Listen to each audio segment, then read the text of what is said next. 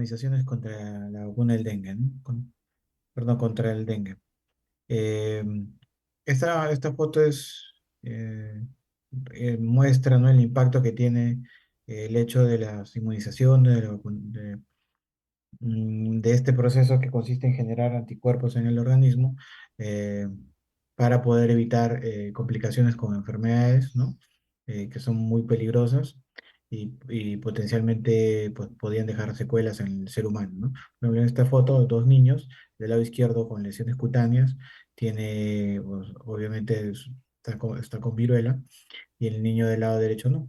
Entonces, la diferencia es que el niño del lado derecho recibió la vacuna contra la viruela y el del lado izquierdo no. Una foto de más o menos 1892 en Inglaterra, ¿no? Y muestra el impacto que tiene la vacunación, ¿no?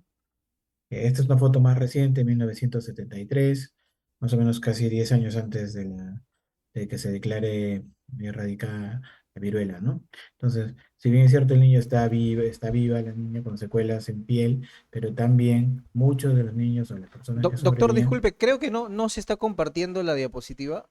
Disculpe. no, no, a ver, creo que a ver, lo voy a volver a compartir. Sí, por favor.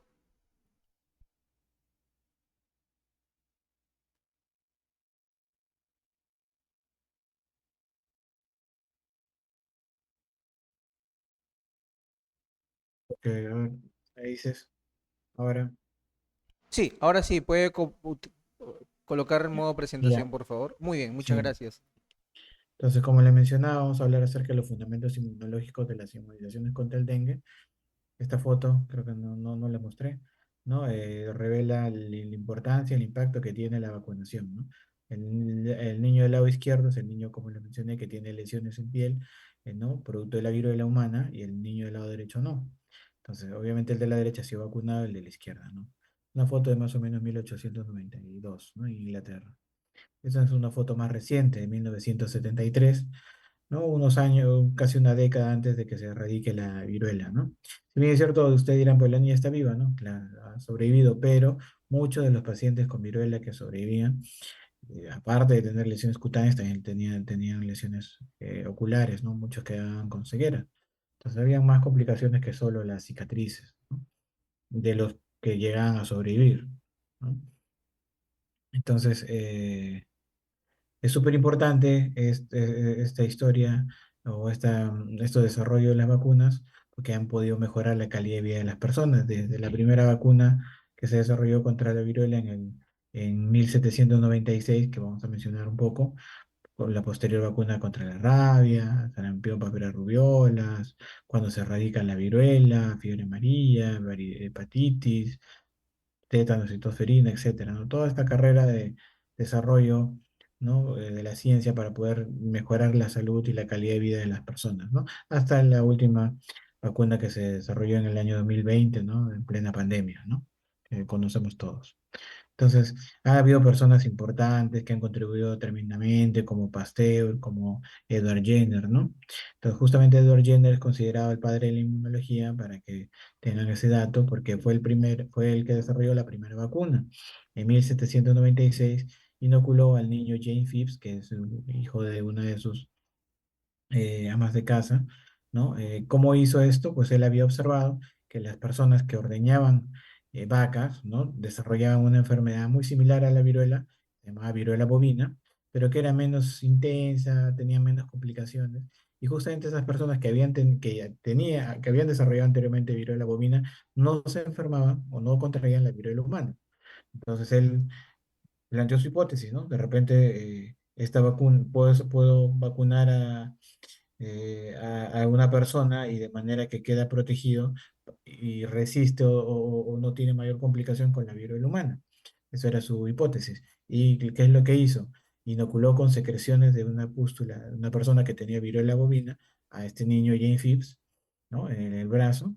Posteriormente, volvió a inocular, pero con secreciones de una persona con viruela humana, y el niño no desarrolló enfermedad.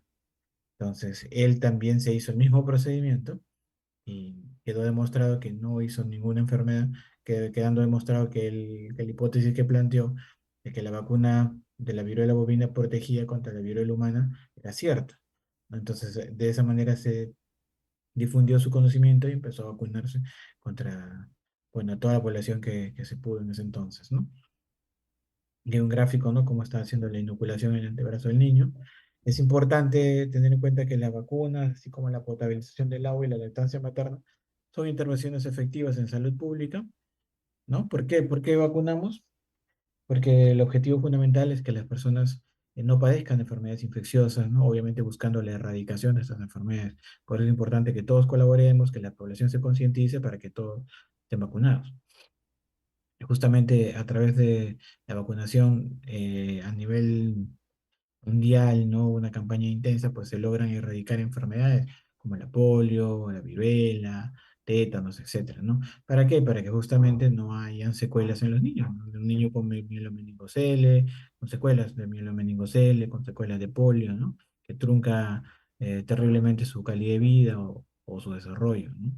Entonces, pudiendo evitarse esto, pues es imperativo que todos pongamos un esfuerzo para concientizar a la población, ya que últimamente hay movimientos antivacunas, afortunadamente no tan fuertes en nuestro país, pero sí en otras realidades, poco a poco empiezan a difundirse en nuestro entorno cercano, ¿no?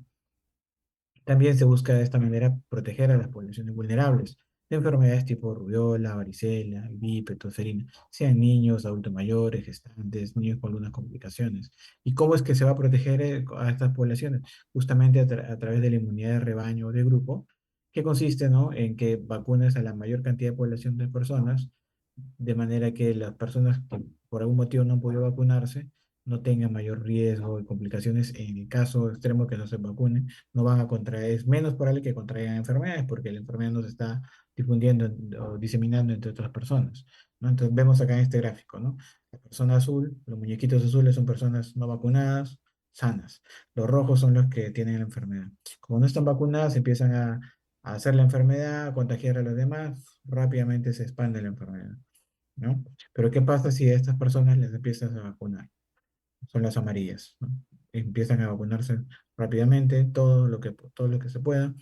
Obviamente, como les mencioné, va a haber personas que por algún motivo no se llegan a vacunar, pero las personas vacunadas funcionan como una barrera entre los no vacunados y los infectados, de manera que es menos probable que los no vacunados por algún motivo lleguen a contagiarse de las personas no vacunadas e infectadas.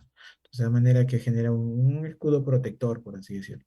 Entonces, eso es lo que se busca, que la gran mayoría de la población esté vacunada para no diseminar la enfermedad, no contagiar a las poblaciones que por algún motivo no pueden vacunarse, sea porque no desean o porque tienen alguna condición que no lo permita, ¿no? Entonces, ese es el efecto rebaño. Eh, Hay que recordar que la inmunidad se divide en inmunidad activa y pasiva. Justamente la inmunidad eh, activa artificial involucra la vacunación, porque uno administra el agente patógeno, ¿no?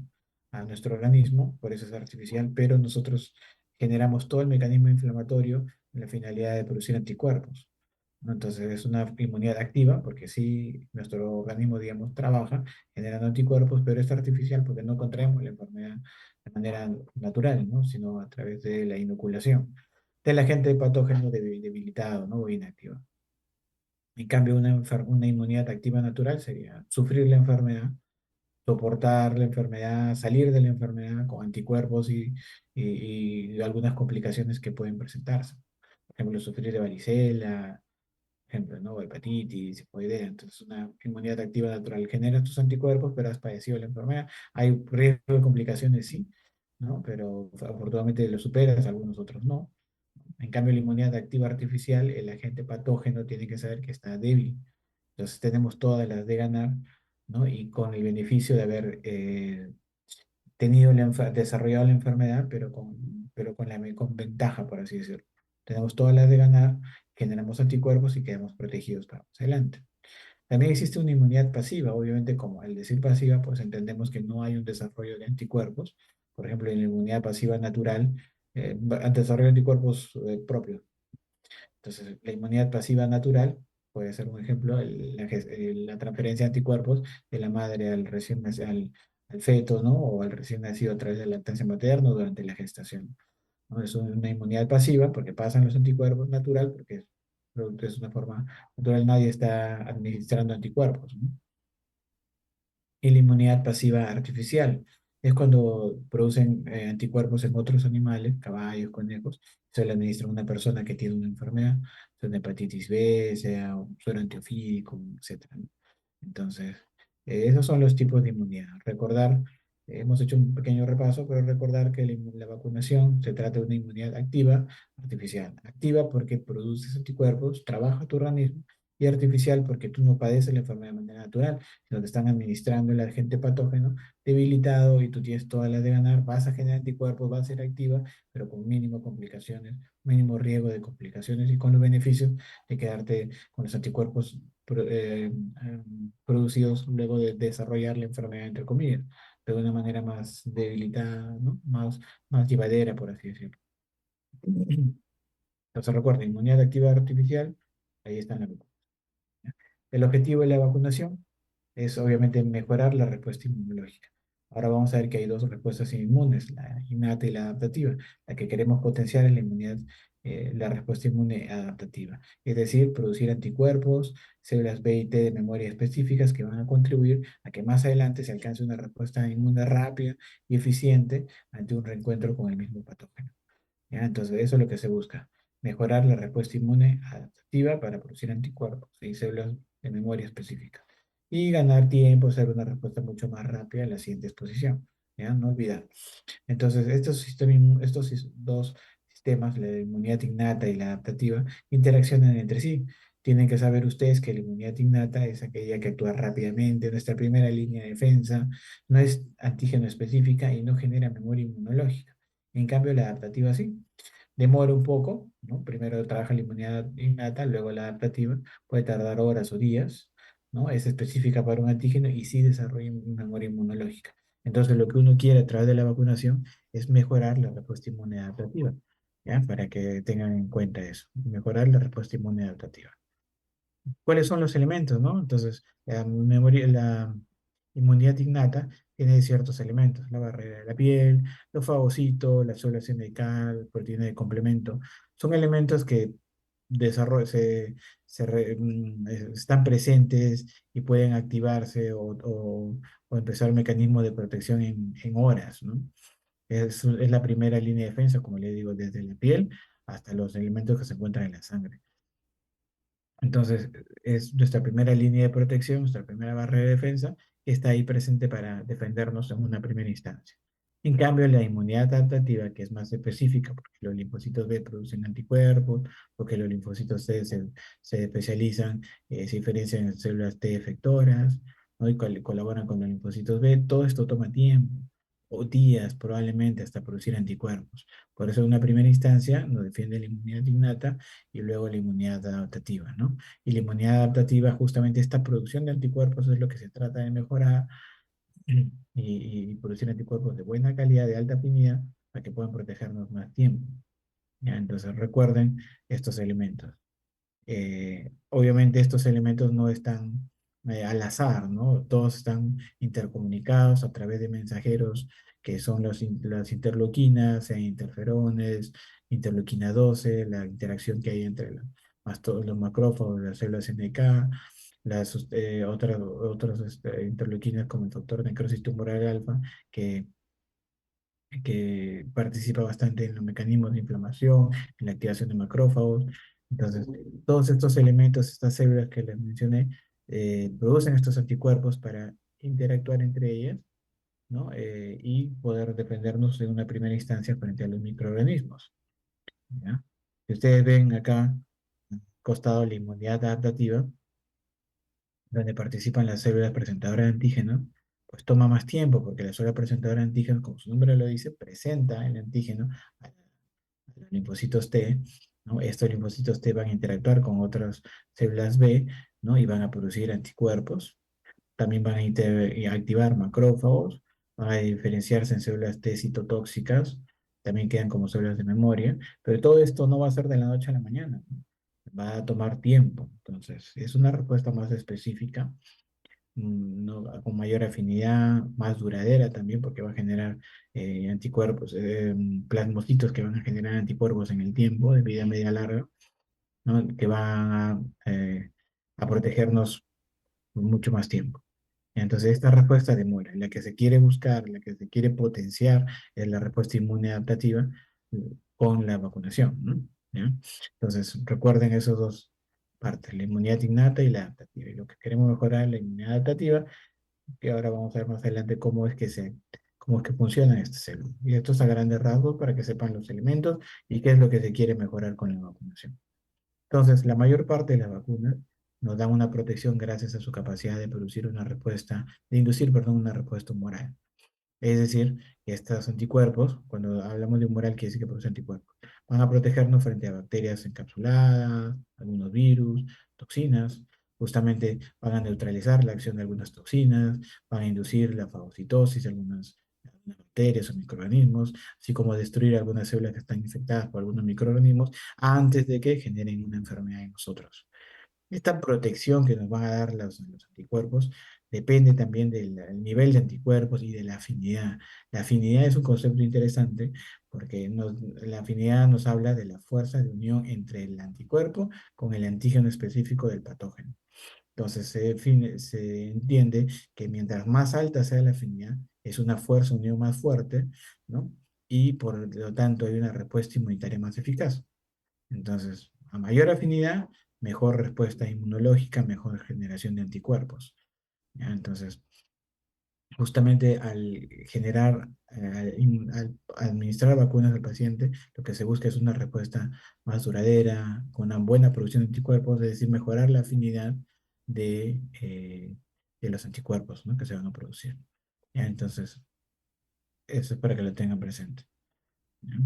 ¿Y cómo es que esto se va a producir, no? Pues obviamente tenemos nuestros elementos de defensa y ¿cómo hacen para reconocerlo? Pues nuestras células de defensa, sean los macrófagos, los complementos, algunos elementos o las células tipo de células dendríticas, van a reconocer a los microorganismos o elementos de daño celular a través de unos receptores, unos elementos llamados receptores de reconocimiento de patrones o RRP que están constituidos por los PAMs y DAMs. Los PAMs son los patrones moleculares asociados a patógenos, algunas proteínas de estos elementos, de estas células, de estos elementos patógenos, y los DAMs son eh, patrones moleculares asociados a daño, o sea, fracciones, fragmentos de estos agentes patógenos que son reconocidos, ¿no? como restos de estos patógenos que han quedado después de haber sido destruidos, por ejemplo. Entonces, nuestro organismo reconoce a los patógenos en sí o a partes de estos patógenos y pues empieza todo el mecanismo inflamatorio. Ya no es que estén así a la deriva, todo está fríamente calculado, ¿no? Entonces, estas células dendríticas o las presentadoras de antígenos son las que justamente van a estar presentes en el tejido, como pueden ver en esta imagen, y van a reconocer al agente patógeno en una primera instancia, ¿no? Van a detectar el patógeno, sea a través de los patrones moleculares asociados a patógenos, PAMs, o señales de daño, fracciones, proteínas de las células que han sido destruidas, patrones moleculares asociados a. Entonces, estas células dendríticas llevan estos péptidos, ¿no? O sea, procesan estos antígenos, los fraccionan, por así decirlo, lo fragmentan, lo llevan a los ganglios linfáticos, ¿no? Y ahí es donde van a ser procesados. También existen partes del patógeno, o sea, fragmentos más grandes, que van de manera natural, de forma nativa, por así decirlo, a los ganglios linfáticos, ¿no? Ambos elementos se necesitan tanto algunos péptidos o los fragmentos de los patógenos para que pueda activarse los linfocitos B y los linfocitos T vírgenes. Es de bastante utilidad, bastante importancia las células presentadoras de antígenos. Sin ellos no se va a dar esta activación de linfocitos T y B vírgenes. ¿Ya? Entonces, recordar que la célula presentadora de antígeno lleva el patógeno que ha sido administrado hacia los ganglios linfáticos. De manera fraccionada o un poco más enteros, algunos elementos del patógeno, algunos componentes del patógeno pueden llegar de forma natural también. Y ambos se requieren para poder activar a los linfocitos. Entonces, hablamos de los linfocitos B y de los linfocitos T, ¿no?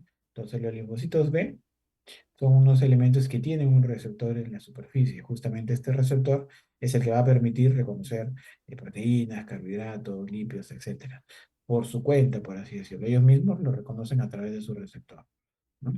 En cambio, los linfocitos T son otra historia, ¿no? Los linfocitos T necesitan o alguien que les presente al patógeno, que lo fragmente, por así decirlo, y se lo dé por partes, ¿no? Para que lo puedan procesar. Esta célula es la célula presentadora de antígeno. Entonces, a través de su receptor, el TCR, así como el linfocito B tiene el PCR, este tiene el TCR, es que son reconocidos estos elementos. Son las únicas células, las dendríticas, que van a ser capaces de activar in vivo a los linfocitos T vírgenes. Entonces, para activar los linfocitos T se necesita la célula presentadora de antígeno. ¿Ya? Entonces, es una pequeña diferencia. La T, la célula T necesita ayuda para reconocer péptidos. En cambio, los linfocitos B no pueden hacerlo por su propia cuenta, ¿ya? Para que tengan presente eso. Y justamente cuando los linfocitos vírgenes en B o T se encuentran en los ganglios linfáticos secundarios buscando antígenos específicos, ¿no?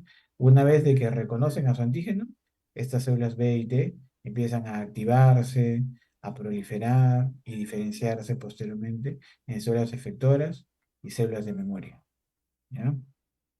Entonces, justamente estos linfocitos B son los que se van a diferenciar más adelante en células plasmocitas, que son las que van a producir anticuerpos, y células productoras también, ¿no? Entonces, vean acá, el antígeno reconocido por el anticuerpo o por el receptor del linfocito B, que suele ser que es un anticuerpo, va a activar al linfocito B y producir posteriormente una proliferación de los linfocitos. Multiplica un montón. Y posteriormente se van a diferenciar estas células en plasmocitos que van a producir anticuerpos, que son las inmunoglobulinas, que van a ir contra el agente patógeno, al cual reconocieron al agente patógeno que tiene el mismo antígeno que reconocieron en una primera instancia, a través de su receptor BCR. Pero este linfocito B es suficiente para que pueda ser activado, solo se necesita el antígeno. No, para que se produzca una buena señal, una buena activación, proliferación y diferenciación, se necesita que participen los linfocitos T foliculares. Justamente la primera señal está bien, es dada por los antígenos, pero la segunda señal es la activación o la participación de los linfocitos T foliculares. ¿Y por qué son necesarios? Porque gracias a esta activación o a la cooperación que hay entre linfocitos B y linfocitos T, es que se va a producir unos linfocitos de vida, unos plasmocitos, perdón, de vida media larga, que van a estar en nichos por mucho tiempo produciendo anticuerpos. Y también gracias a esta activación o cooperación entre B y T, se va a producir unas células B de memoria. Entonces, ¿qué es lo que se gana con esta interacción entre linfocitos T y B? Pues inmunoglobulinas de más alta afinidad, como le mencioné, a mayor afinidad, mejor respuesta inmune, mejor formación de anticuerpos. Se va a generar también plasmocitos de vida media larga, que van a estar por mucho más tiempo en nuestro organismo defendiéndonos, y células B memoria, ¿no? Que pueden activarse por diversas señales, sean de los linfocitos, algunas citoquinas en el plasma, etcétera. Entonces, es mucho mejor la respuesta eh, de los linfocitos B cuando coopera los linfocitos T. ¿Ya? Es una respuesta con mayor afinidad. Se producen inmunoglobulinas de mayor afinidad. ¿Ya? Y plasmocitos de vida media larga. Entonces, acá hay una interacción para que vean que entre los linfocitos B y T también colaboran. Justamente estos linfocitos de memoria que se van a generar, pues en un primer momento, como pueden ver en este gráfico, esta es la respuesta primaria de memoria, es, digamos, un valor intermedio, pero una segunda respuesta, la respuesta de memoria secundaria, es mucho más rápida. ¿Ya? Entonces, y más fuerte. Entonces, eso es lo que se busca, que cuando uno se expone nuevamente, tu respuesta, pues, se pone un antígeno a un patógeno, genera una respuesta inmunológica mejor, más rápida. Justamente estas células T de memoria se activan, proliferan, porque se presentan o se exponen a este antígeno, y también por citoquinas, por señales que se encuentran, por citoquinas que son señales enviadas por microorganismos, o pueden encontrarse las citoquinas en el estroma, ¿no? O en el plasma. Entonces son señales, tanto del antígeno como las citoquinas, que van a activar estas células de memoria para que puedan generar anticuerpos y su respuesta sea más rápida que la primera vez, más efectiva, con mejores anticuerpos, cada respuesta es mucho mejor, se reentrena, ¿ya? Entonces, eso es lo que justamente se busca. Entonces ustedes van a ver acá que en el tiempo, ¿no? La concentración y la afinidad de los anticuerpos, luego de sucesivas inmunizaciones, va a ser mejor. Hay mayor cantidad de inmunoglobulina G, hay mayor afinidad de la inmunoglobulina G, hay un cambio de isotipo, es decir, cambia de un anticuerpo IgM a uno IgG. El IgM es el anticuerpo que nos defiende de las infecciones agudas, mientras el anticuerpo IgG es el que dura o queda en nuestra sangre para protegernos durante más tiempo, ¿no? Entonces, eh, perdón. Además, ¿no? Aumenta la afinidad, como le estaba mencionando, sobre todo la afinidad de la inmunoglobulina G.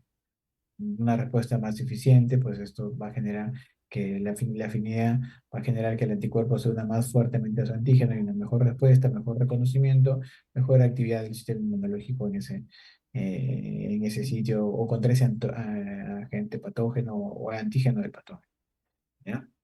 Entonces, estos son los cambios que se ven, que les he mencionado también anteriormente.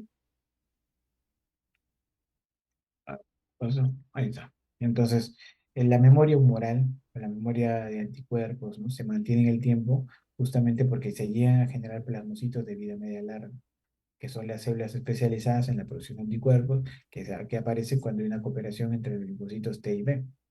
Una vez que son reconocidos, los linfocitos B reconocen al agente patógeno, pues los linfocitos T colaboran y es una mejor respuesta, se generan células especializadas, ¿no? Porque dura más tiempo.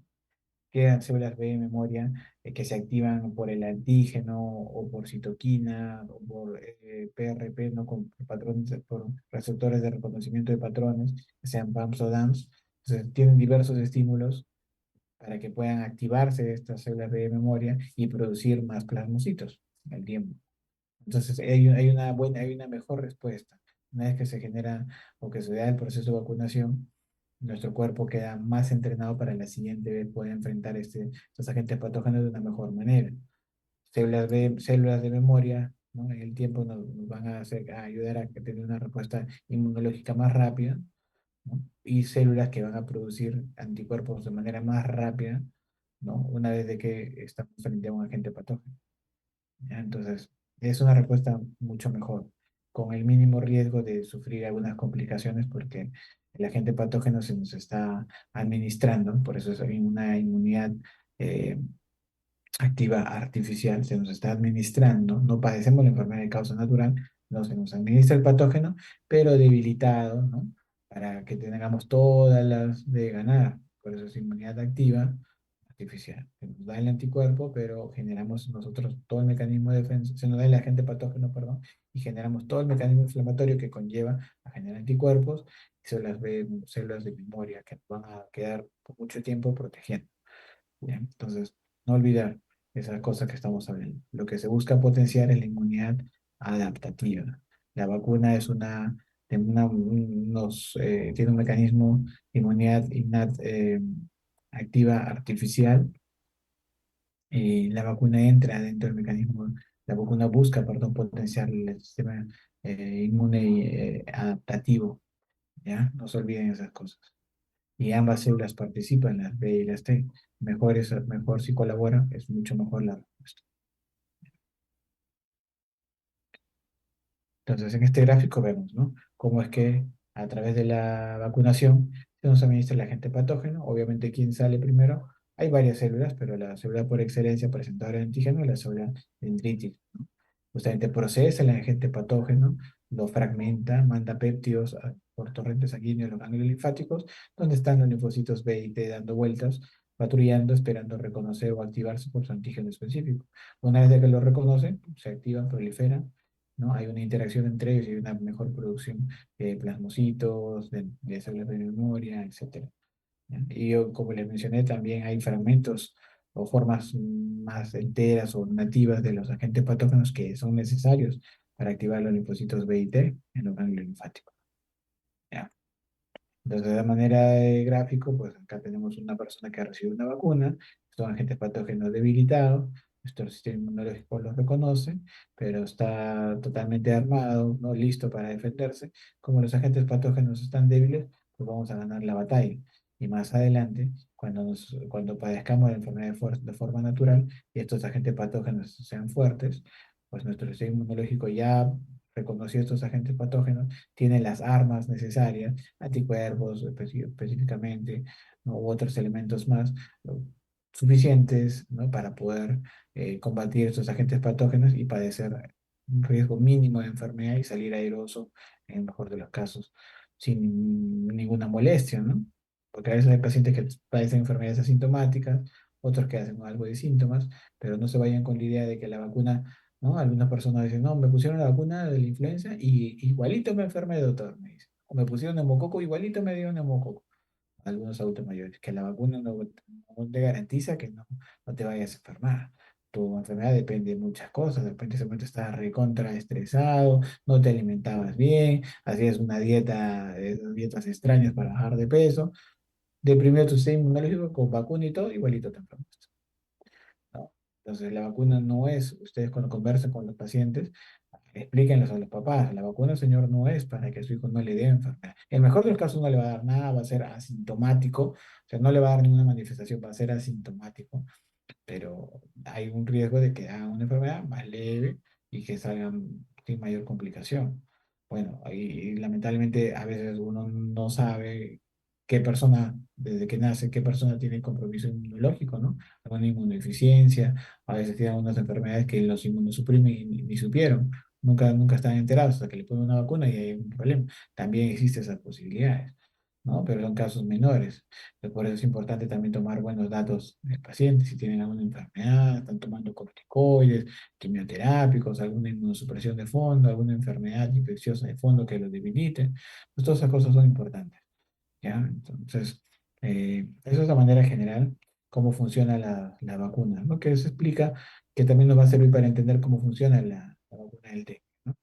Entonces acá les presento de manera con múltiples zooms, ¿no? Con una vista en microscopio, el virus del dengue, ¿no? Tiene una envoltura formada por la glicoproteína E, que es el componente más importante en la biología del virus y es responsable de la respuesta inmune humoral. Eh, y en la proteína C, ¿no? Que es parte de la cápside, ¿no? El material genético, y también la proteína M, que es parte de la membrana. Entonces, vamos a hablar ahora de algunos datos de la vacuna del dengue. En la siguiente parte vamos a hablar más específicamente de algunas cosas, unos eh, datos más que se encuentran en los lineamientos que ha dado el MINSA, ¿no? Entonces, ustedes deben de saber que hay vacunas contra el dengue que ya se han estado probando años anteriores. Hay de algunos laboratorios, ¿no? Como Sanofi, Takeda, este, etcétera, ¿no? Entonces, la que llegó a nuestro país es la de Takeda, por si no lo sabían. Trabaja o incluye, perdón, los cuatro serotipos, serotipo 1, 2, 3, 4, que han sido reportados, que vamos a ver más adelante algunos datos importantes. Todos los serotipos han sido reportados en nuestro país, ¿no? Algunos más que otros, algunos ya no se han vuelto a reportar, etcétera. Entonces, esta vacuna tiene virus vivos atenuados. Lo que va a buscar es replicarse localmente ganglios linfáticos, provocar anticuerpos neutralizantes para que genere una protección contra el dengue, ¿no? Y causada por cualquiera de los serotipos. Por eso es que involucra, ahora vamos a explicar más detalle, serotipos de los cuatro, perdón, involucra los cuatro serotipos del virus del dengue. Que hay unos datos peculiares que también le voy a mencionar más adelante en cuanto a la protección que brinda en cada serotipo. No quiere decir que porque me dio serotipo 1, estoy protegido contra los cuatro serotipos. Y tampoco quiere decir que porque me dio el dengue, ya nunca más me va a dar el dengue. Lamentablemente no funciona así en la vacuna contra el dengue. Ni en la, perdón, no funciona así en la misma enfermedad. Y ahí la vacuna trata de corregir eso. Entonces, específicamente, pues lo que se va a producir es que van a activarse varios elementos del sistema inmunitario. Se van a producir anticuerpos de unión, anticuerpos de fijación de complemento, anticuerpos funcionales contra proteínas no estructurales del dengue y también se van a activar las células. O sea, hay una respuesta humoral celular. Las células NK, los linfocitos CD4, las células CD4, perdón, y los linfocitos citotóxicos, ¿no? O CD8. Entonces, hay una respuesta en la producción de anticuerpos, o sea, una respuesta inmune humoral y una respuesta inmune celular también. para poder defendernos frente al dengue. La vacuna que llevo acá, como le digo, es de la marca del laboratorio Takeda, se llama Qdenga. Es una vacuna viva tetravalente atenuada que incluye cuatro serotipos virales del dengue. Justamente tiene una cepa vacunal del serotipo 2, que es el esqueleto de la vacuna, y mediante tecnología de ADN recombinante se producen los restantes serotipos, o sea, el 1, 3 y 4. Se plantea que la indicación son dos dosis separadas por 3 meses, ¿no? No se estableció necesidad de refuerzo. El laboratorio indica que esta vacuna pueden recibirla los niños a partir de los 4 años de edad. ¿Ya? Y que que si por A o B hay algún retraso en la administración de la vacuna, digamos, no exactamente 3 meses, 3 meses y medio, que se le ponga, ¿no? Ya apenas haya la siguiente oportunidad. Es muy importante tener en cuenta la vía de administración, es una vía subcutánea, no intravascular, ni intradérmica, ni intramuscular, es subcutánea. ¿Ya? Entonces, se ha demostrado además que hay mejoría, que hay una buena respuesta luego de las dos. La eficacia vacunal es buena luego de las dos dosis, ¿no? Mejora en 80% en la prevención de infección sintomática, ¿no? Y 90% para prevenir hospitalizaciones a los 18 meses. ¿Ya? Y se ha demostrado que da una protección de hasta de 4,5 años después de las dos dosis. También es importante saber que poco a poco la eficacia vacunal va disminuyendo, conforme vamos a hacer unos gráficos más adelante, unos datos más adelante. Conforme pasa el tiempo, la eficacia vacunal disminuye también. ¿Ya?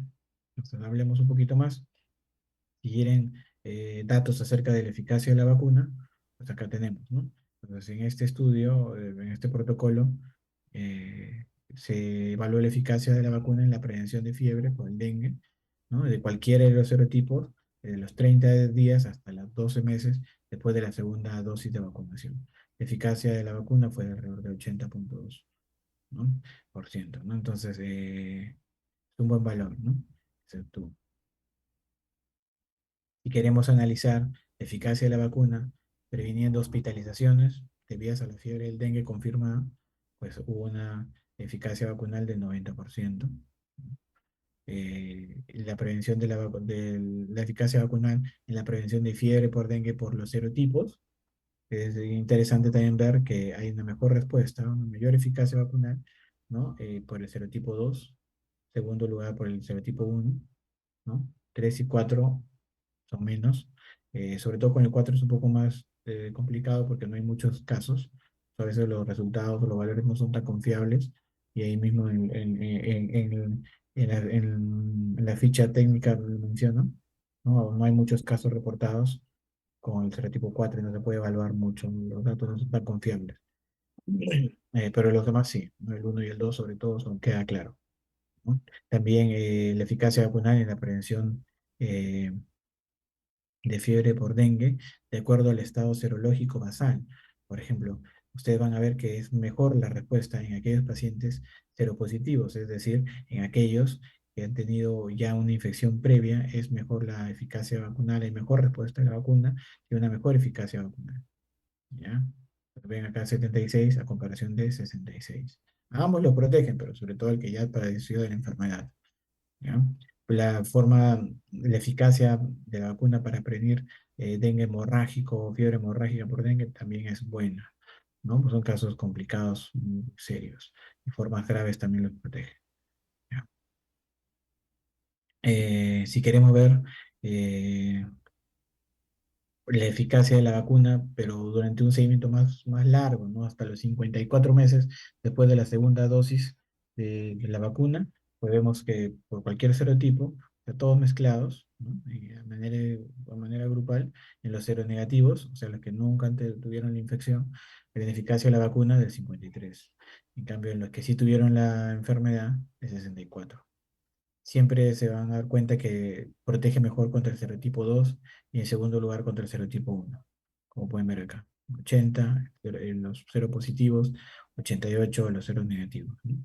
Depende también de la cantidad de pacientes, obviamente hay más seropositivos que seronegativos, ¿ya? Pero de manera general, pues se ve que hay una mejor respuesta en los seropositivos y sobre todo el serotipo 2 y 1, que son los principales.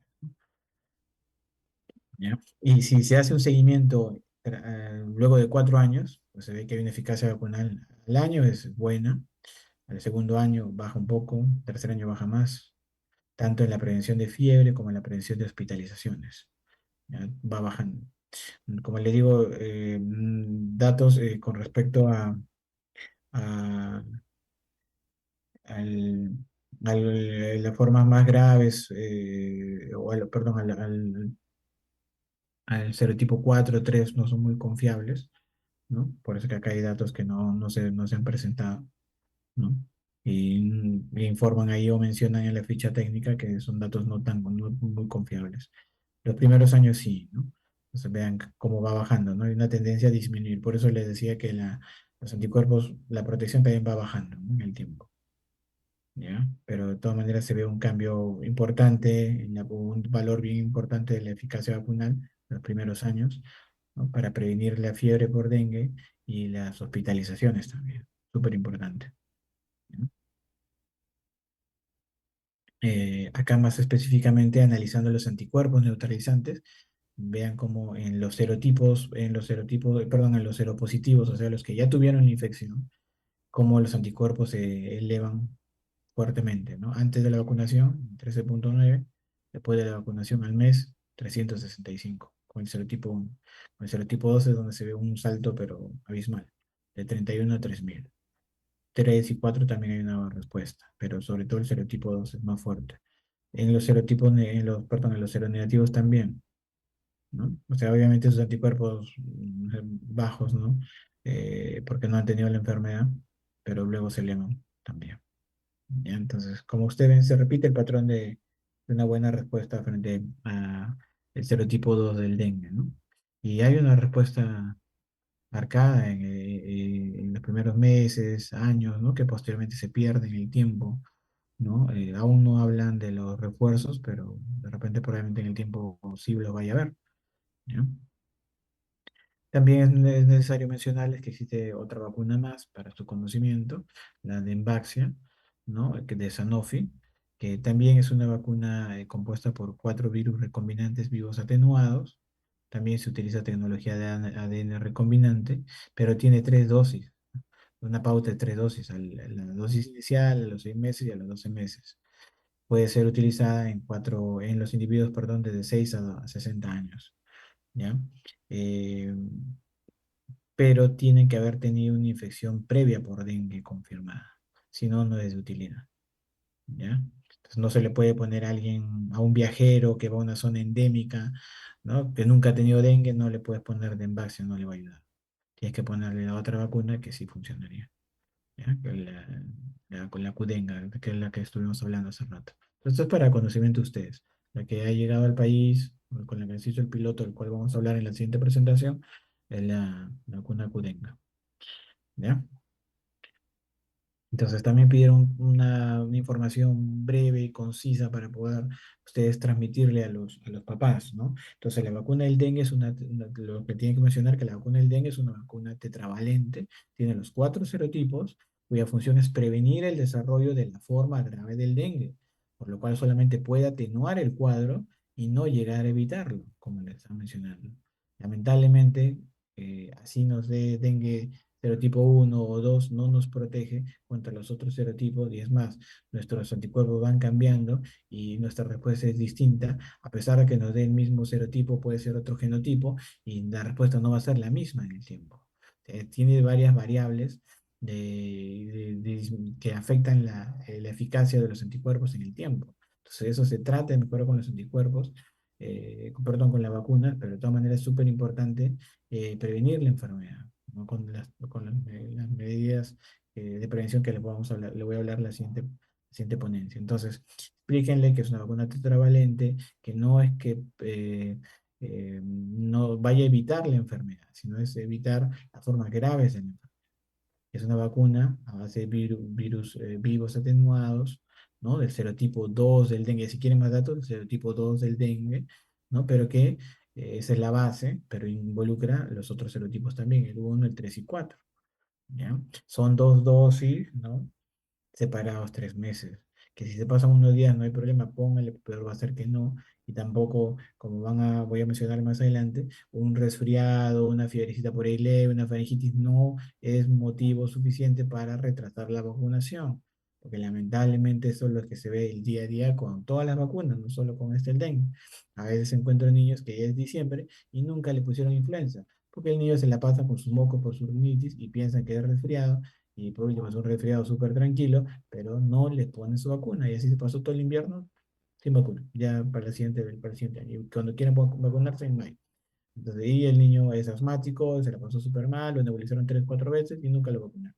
Entonces, no es una práctica correcta ni con esta ni con las otras vacunas, suspender o no darle una vacunación a un niño que está con una tosecita, con estornudo, con antibióticos. La mayoría son malas ideas, transmitidas, conceptos erróneos transmitidos a través del tiempo, sí.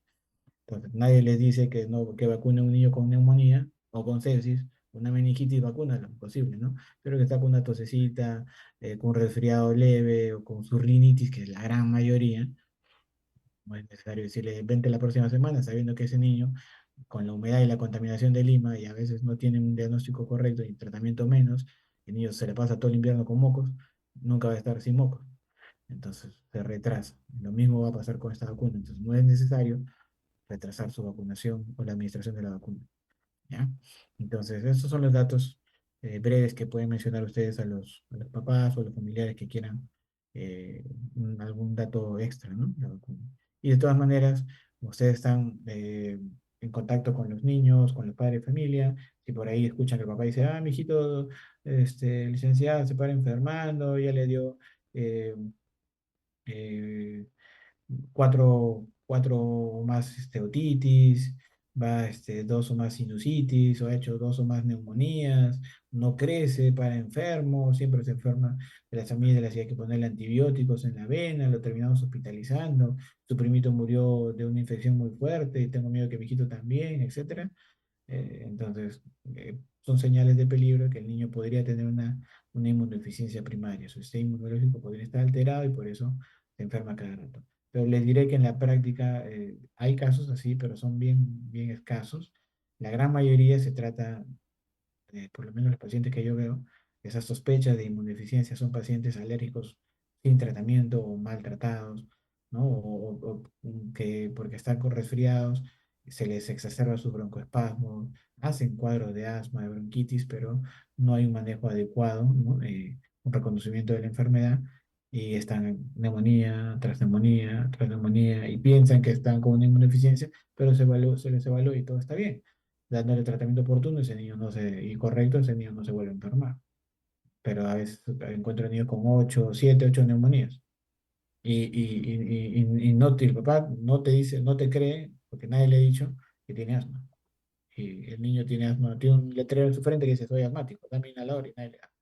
Entonces, todas esas cositas conversar con los papás para orientarlo, porque al final el que patalea es el niño, el que sufre es el niño que para hospitalizado, faltando al colegio, yendo a antibióticos, corticoides, a diestra y siniestra y se la pasa mal. Entonces, todas esas cositas importantes que ustedes compartan con los papás, en las charlitas que tengan, mientras que están conversando con los papás, hacerle una pequeña interrogación y orientarle, ¿no? Anda al pediatra, anda al herbólogo, al infectólogo, etcétera, ¿no? Su pediatra, que es un médico de cabecera del niño, lo puede orientar también, ¿no? Listo, entonces creo que con eso terminamos la primera ponencia. Muy bien, doctor Trejo, muchas gracias.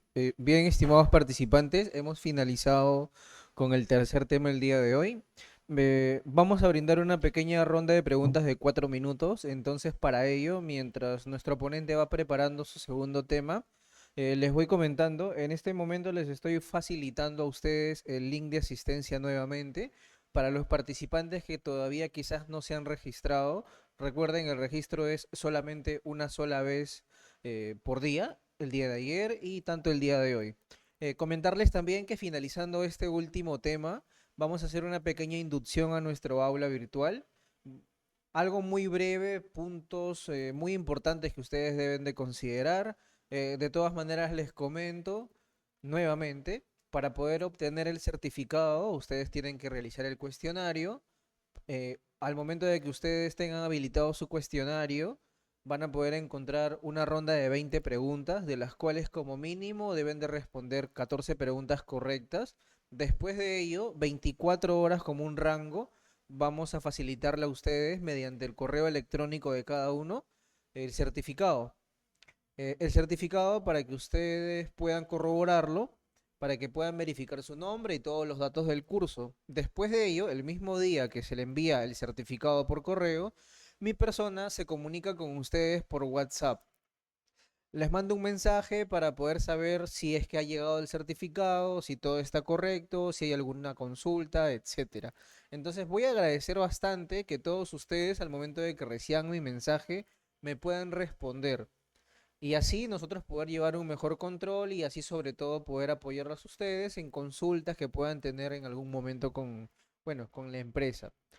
Comentarles también, comentarles que este curso que ha empezado el día de ayer y estaría finalizando el día de hoy como último tema, dispone actualmente de un valor académico de 2 créditos bajo la modalidad virtual, el curso de vacunación contra el dengue 2025. Ahora, estos 8 temas que hemos visto tanto ayer como hoy van a estar distribuidos en un banco de preguntas. Entonces, por ello, yo requiero que ustedes se puedan quedar unos minutos más al finalizar este último tema porque también les voy a comentar acerca del cuestionario y de los intentos que ustedes van a tener, la cantidad de intentos, la manera de cómo poder evitar perder un intento y cómo también sobre todo poder obtener una alta nota, que es lo que todos ustedes están buscando. Muy bien, en todo caso, estaríamos dando ya por finalizado el tema número 3 y en este caso vamos a dar por iniciado el tema número 4, ficha técnica de la vacuna Qdenga y lineamiento del MINSA 2025. Vamos a continuar con el mismo ponente, con el doctor Sumner Trejo. Muy bien, doctor Sumner, podemos continuar con el último tema.